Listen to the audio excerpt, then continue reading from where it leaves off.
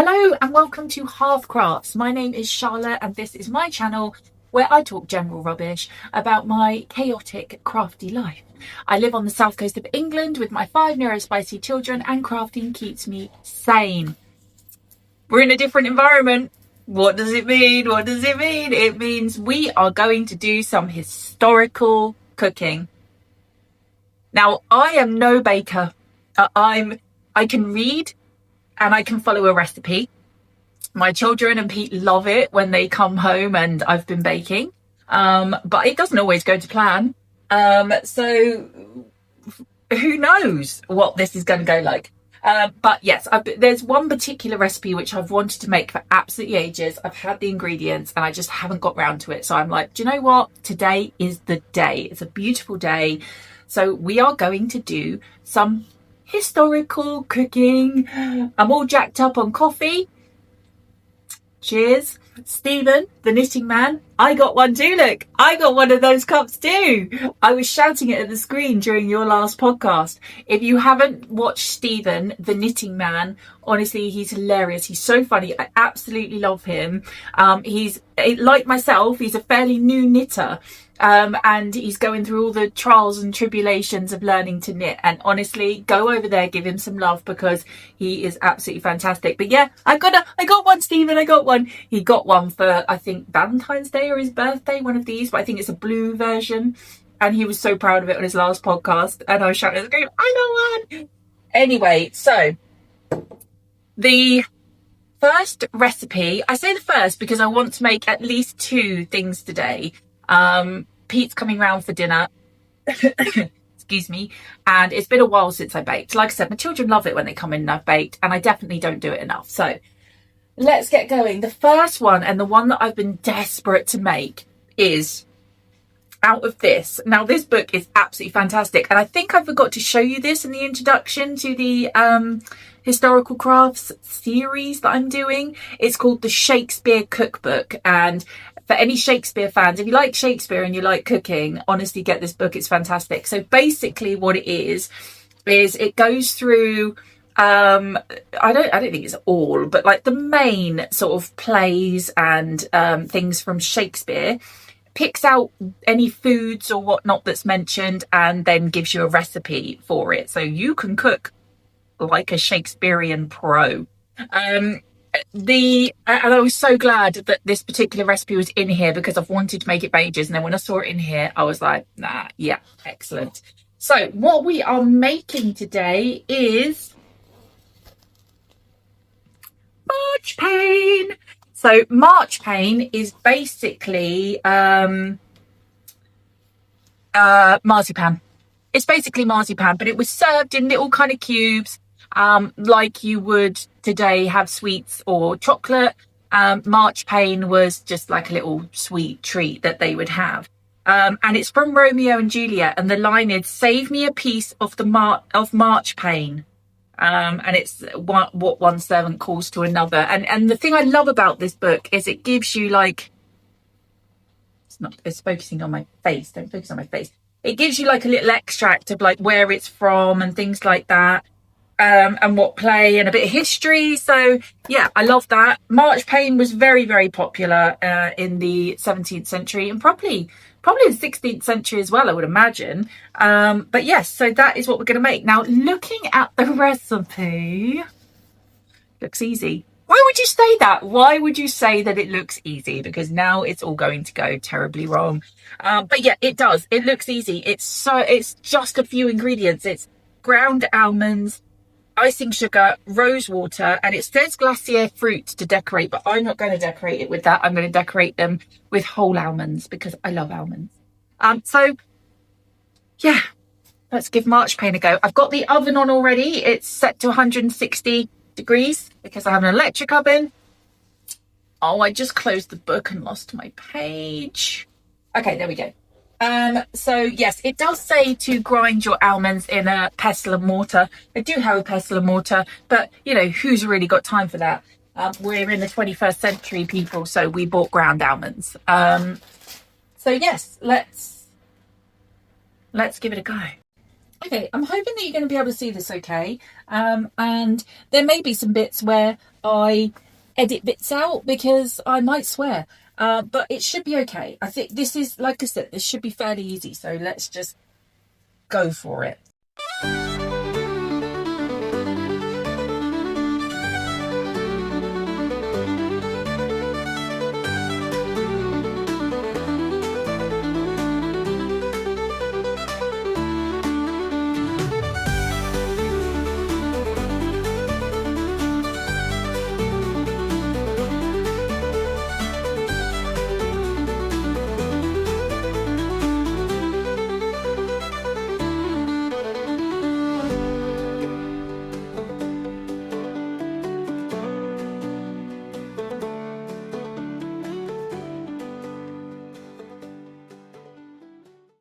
So do you remember, like literally about 30 seconds ago, when I said that I'm no baker?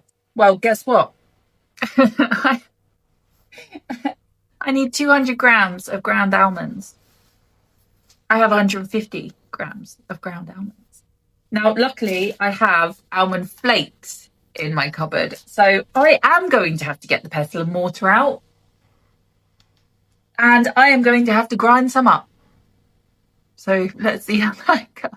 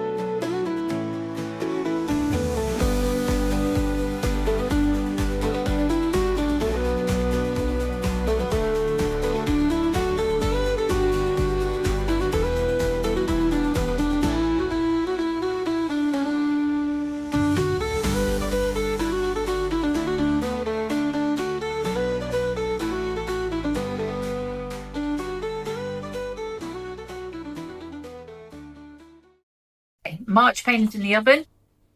We are now going to make something from one of our Stuart Peachy cookbooks called Tart, Florentines and Kickshaws. And we are going to make Codling Tart. Well, that's what we're going to attempt. Something like that. So a Codling Tart is basically a spiced apple tart. Now, what I will say, having read through the recipe in here, it's a little bit vague. So it gives you, what I love is it gives you the extract of like whatever reference material this recipe has come from. So it says, take green apples from the tree and coddle them in scalding water without breaking. Then peel the thin skin from them and so divide them in halves and cut out the cores. And so lay them into the coffin and dough in everything as you did in the pippin tart. And before you cover it, when the sugar is cast in, see you sprinkle upon it good store of rose water, then close it shewed. So it gives you like the reference of the recipe, and then it kind of breaks down what ingredients you need, and then underneath it kind of gives you a list of the modern day speak of how to do it. Now, I will say it doesn't give you any measurements of how much apple to use. It literally just says make a pastry case. There in the Shakespeare cookbook, there is a recipe for pastry. And I would have followed that, but it's got mace in it and I don't have mace. So I'm just going to make a basic short crust pastry and go with that. It also says whole cloves and whole cinnamon, which I don't have. I've only got ground. So I'm going to just go with ground. Again, it doesn't tell you any measurements or anything. It just says scatter on sugar, use plenty of rose water, boil rose water and butter and paint onto the lid. Like there's no measurements at all. And then return to the oven. It doesn't even say how hot to make the oven, because obviously they didn't actually have ovens. So, you know, that's fine. So there's going to be a little bit. That says, as you did with the pippin tart. Right, let's go to the pippin tart. This is so funny. Look. This is what we're working with here. Okay, can we see that? Sugar, lots. Butter, egg-sized. Oh, Alexa, tell me the Marchpane's ready. I'm not quite sure how to help you with that. Let me sort this out. Okay, so there's going to be a little bit of guesswork, I think, with this recipe, but we'll see. We'll see how it goes. So first of all, again, we need to boil the apples. Didn't actually say how long we've got to boil the apples for. So I did a bit of cheating and I went on Google and it suggests between 8 to 15 minutes. So we're going to get the apples on because obviously they need to be allowed to cool so that I can actually peel them and core them without, you know, scolding myself. And then I'm going to make some short crust pastry. Pastry made. I am now going to put this in the fridge to sit for about 20 minutes or so. I've got to wait for the apples anyway. My cooker is electric and it takes forever to boil a big pot of water. So we're going to, yeah, just wait for all that to do. And this can sit in the, I didn't film the pastry because it is just very basic pastry, short crust pastry. I just used a recipe online. So yes, we will wait for the marchpane and the apples and see what happens. Well, this is not good. I took my eyes off the pan and my apples exploded. They are not supposed to be like that. But you know what? We're just going to go with it. It's fine. They'll still taste the same. Hopefully. Potential slight disaster with the apples. They exploded because I took my eye off the ball. I thought I'd get some editing done quickly while the apples are boiling. Anyway, so I'm just going to go with it. I think, you know, when you have an apple pie and stuff, sometimes it's squishy. The apple, you know, I'm just trying to make myself feel better here. Right, I've got my pastry out of the fridge. So I'm going to roll that up and I'm going to do my best with the apple puree that I have. I just had to make a quick dash to the shop because I'd run out of butter. Ended up buying myself a new plant because, you know, plants is exactly what I need right now. So yes, let's get this apple pie thing built.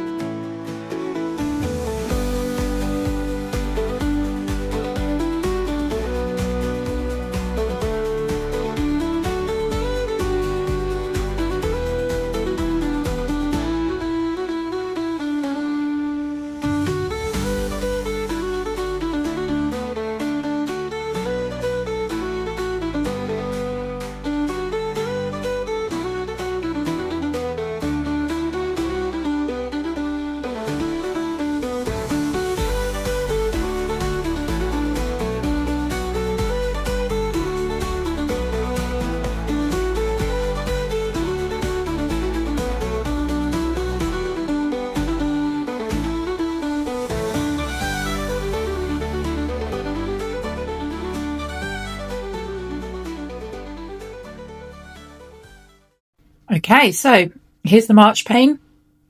I have cut it into squares, and I am pretty sure this is not what Marchpane is supposed to look like. It's supposed to be beautifully cubed, and I don't think it's supposed to kind of have this crispiness to it. But let me tell you something.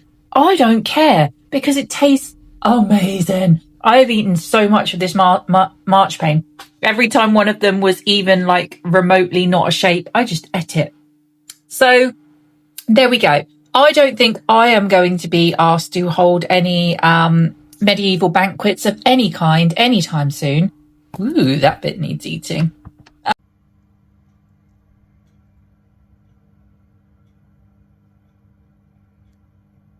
Okay, so Elijah has just asked me if he can be in the video taste testing the Marchpane. Are you ready, Elijah? Are you ready to go right back to the 17th century? Or even the 16th century? This could actually make you feel like King Henry VIII.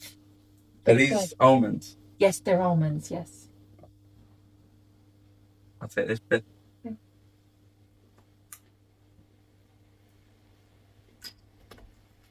They taste like sausages.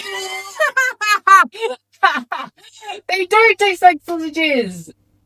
How could they taste like sausages? The almond ruins it. But it's Marchpane. Almonds the main ingredient.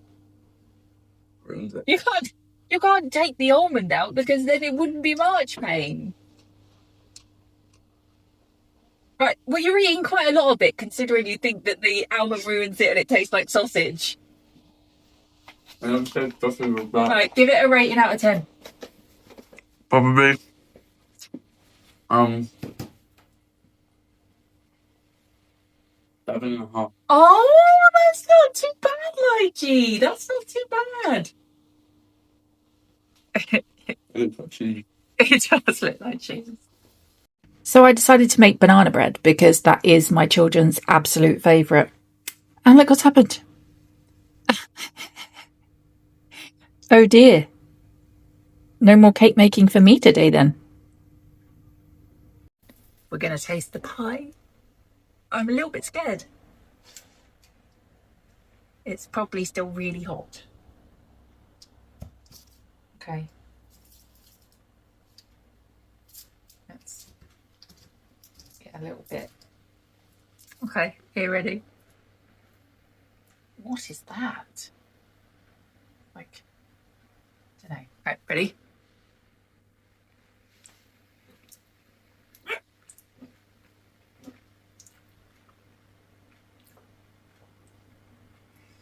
It's okay. It's not as sweet as I probably would have liked, but then I do have a very sweet tooth. It's okay. Bit of custard on top. No worries. Nice. Thank you so much for watching this video. I really hope you've enjoyed it. I've enjoyed doing it. You know, as I stated at the beginning, I'm no baker. I'm not going to be completely happy until I get that Marchpane right, but I do happen to know that there is an amazing lady at the village who makes an amazing Marchpane because I've tried it. So I might ask her advice. I think considering the apple pie didn't come out too badly at all. So I will definitely do that again. I love anything to do with apples, apple pie, apple crumble, all those things. And yeah, I had a lot of fun doing this. So I really appreciate you being here. Be kind to yourselves, keep crafting fun, and I will see you next time.